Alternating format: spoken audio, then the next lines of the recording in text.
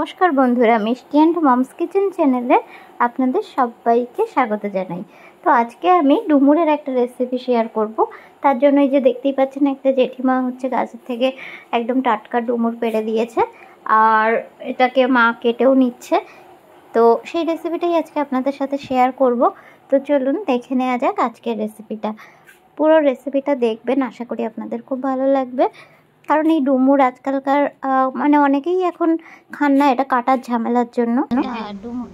আমাদের কি ডুমুর ডুমুর, এটা ডুমুর, এটা একটা সে আবার কি জিনিস? এটা একটা গাছে হয়, সেটাকে পাড়া হয়েছে। এটা একটা সবজি, ভেজিটেবল, ডুমুর একটা সবজি। আচ্ছা তাহলে এটা খুব হেলদি সবজি। দাঁড়াও, হ্যাঁ, এখানে একটু আলু আছে কেন?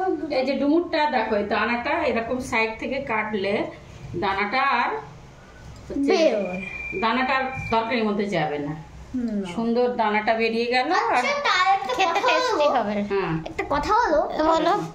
এই ডুমুরের জায়গায় আলু কি করছে?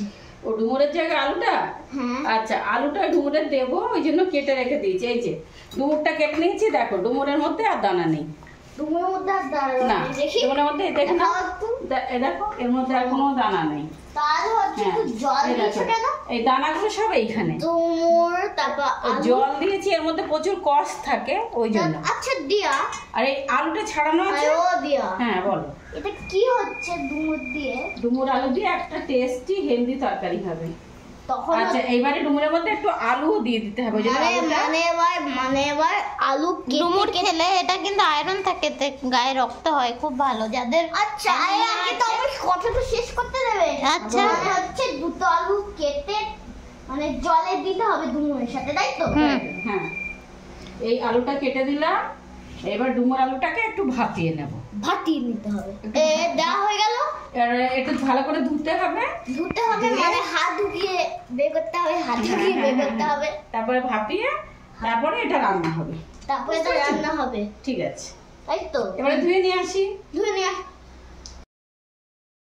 আচ্ছা এগুলো কি? চিংড়ি এই যে মাছ ভাজা কাঁকড়া আর ভাজা চিংড়ি মাছ আছে, এটা দিয়েই আজকে ডুমুরটা রান্না হবে। আচ্ছা ডুমুর দিয়ে কি কি রান্না হবে হেলদি? ওই তো বললাম তো, ছোট ছোট কাঁকড়া আর চিংড়ি মাছ।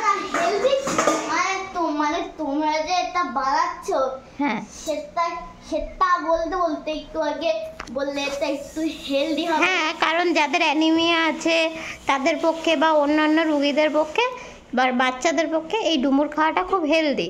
এতে গায়ে রক্ত হয় এবং রক্ত হয়? হ্যাঁ, মানে মানে পুরো গায়ে রক্ত হয়?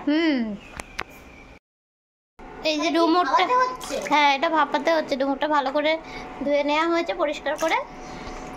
একটু হলুদ দিয়ে ভাপানো ভাপানো হচ্ছে? হ্যাঁ, ভাপানো হচ্ছে নাকি? কষ্টটা যাতে আরো ভালোভাবে বেরিয়ে যায় তার জন্য। ভাপানো হচ্ছে, একদম ভাপানো হচ্ছে।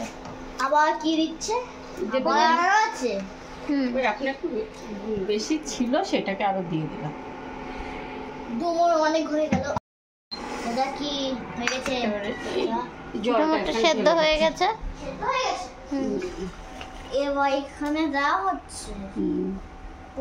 হ্যাঁ,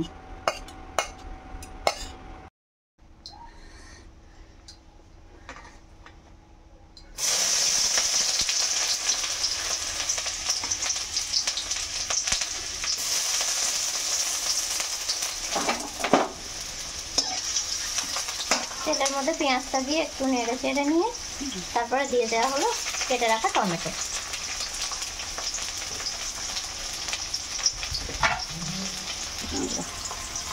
এবারে ভেজে রাখা চিংড়ি মাছ আর কাঁকড়াটা দিয়ে দেওয়া হলো। কি দিয়ে দেওয়া হলো? দিয়ে দেওয়া হলো ভেজে রাখা কাঁকড়া আর চিংড়ি মাছ। একটু হলুদ দিয়ে দেওয়া হলো, সামান্য একটু জল দিয়ে এবার এটা মশলাটাকে ভালো করে কষিয়ে নেওয়া হচ্ছে। সাথে চিংড়ি মাছটা। তোমাকে একটু দেখানো হবে? তুমি খাবে নাকি ডুমুর? কেন? ডুমুর খাওয়া খুব হেলদি বললাম যে। না ভালো লাগে না। ভালো লাগে না? বিরিয়ানি ভালো লাগে? একটু কষিয়ে নিয়ে এবারে দিয়ে দেওয়া হলো যে ভাপিয়ে রাখা ছিল যে ডুমুর আর আলুটা, সেটাকে দিয়ে দেওয়া হলো। একটু ভালো করে কষিয়ে নিতে হবে।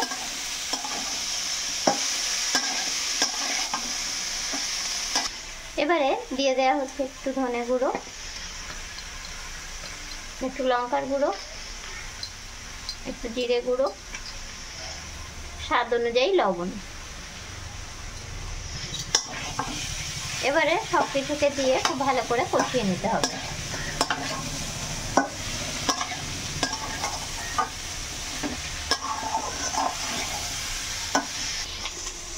এবারে দিয়ে দেওয়া হচ্ছে আদা রসুনের পেস্ট, 1 চামচ পরিমাণে এখানে দিয়ে দেওয়া হলো।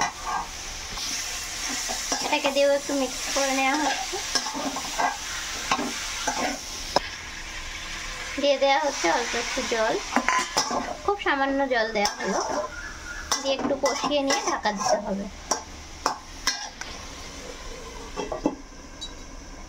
গ্যাসটাকে এবার লো ফ্লেমে করে দেওয়া হলো। 5 মিনিট পর ফেরত চলে এসেছি। মশলাটাও খুব ভালো করে কষানো হয়ে গিয়েছে। এই পর্যায়ে আমি টেস্টের জন্য একটু চিনি দিয়ে দিলাম। দিয়ে দেওয়া হচ্ছে একটুখানি গরম মশলার গুঁড়ো। এবার এটাকে একটু কষিয়ে নেওয়া হচ্ছে।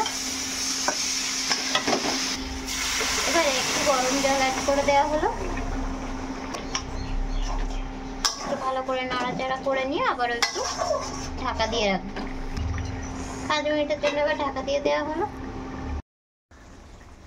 5 মিনিট পর ফিরে এসেছি।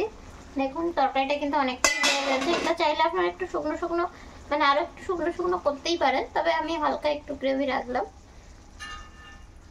তো এবার গ্যাসটাকে অফ করে দিয়েছি এবং সার্ভিং ডিশে এবার সার্ভ করে দেওয়া হবে। আশা করি রেসিপিটা খুব ভালো লেগেছে আর খেতেও কিন্তু দুর্দান্ত হয়েছিল। অবশ্যই একবার ট্রাই করবেন আর কমেন্ট করে জানাতে ভুলবেন না। Like, comment, share and subscribe করে দেবেন আর পাশে থাকা বেল নোটিফিকেশানটিকে ক্লিক করে দেবেন। আজকের ভিডিও এই পর্যন্তই। পরবর্তী ভিডিওটা দেখা হবে। টাটা, বাই বাই, ভালো থাকবেন।